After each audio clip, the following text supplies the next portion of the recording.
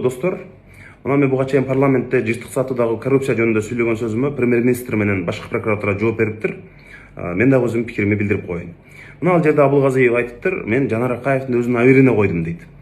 Эгерде абийир жөнүндө сүйлөшө турган болсок, премьер-министр Абылгазиевдин тушунда маалыматтык коопсуздукту эске албай туруп, жалаң казакстандык уюлдук операторлорго ит бекер биздин жыштыктарды бергени бул факт.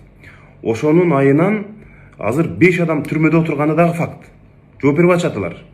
Ошол жооп берүү мына жогорку деңгээлдеги кызмат абалдарына чейин жакынкы күндөрү жетет. Балким азыр эми бир саясий колдоо алып алышыңар мүмкүн.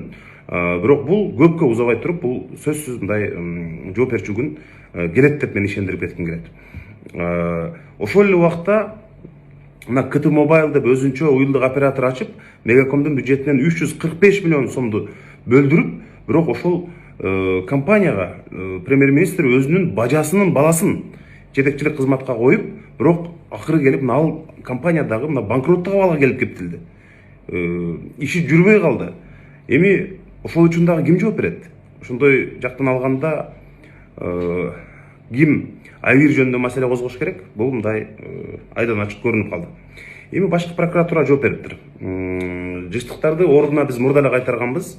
Бул жерде Жанар Акаев биздин эмгекти мындай өзүнө менчиктеп атат дегенсип бардык сайттарга мындай жооп берип атат. Эми ошону эмне үчүн мурда айтып койгон жоксуңар? Эмне үчүн аны басып мындай маалыматты жашырып жаттыңар? Же ушул жерде дагы премьер-министрдин аты аталгандан кийин күмөндүү жагдайда балким билинбей калышы мүмкүн деп маалыматты элден жашырып аттыңарбы?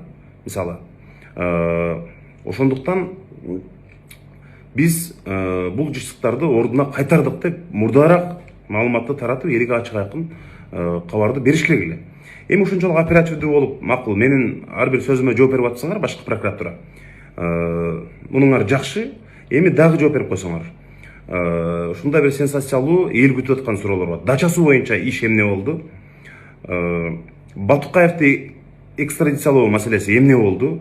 Бажыдагы жанагы контрабандалык чуулгандуу иштер эмне болду? Ушул 3 суроого мага тез арада жооп берип койсоңуздар. Анткени мен кече Facebook'a берген маегим үчүн дароо реакция кылып жооп бердиңиздер.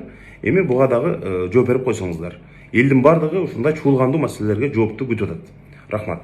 Анан албетте биз кайтарганбыз башкы прокуратура жыштыкты өз ордуна дейт. Бул силердин милдетиңер, бул силердин күнүмдүк жумушуңар. Силер ошону жасашыңар керек. Эгерде жасабасаңар, ага жооп бересиңер силер.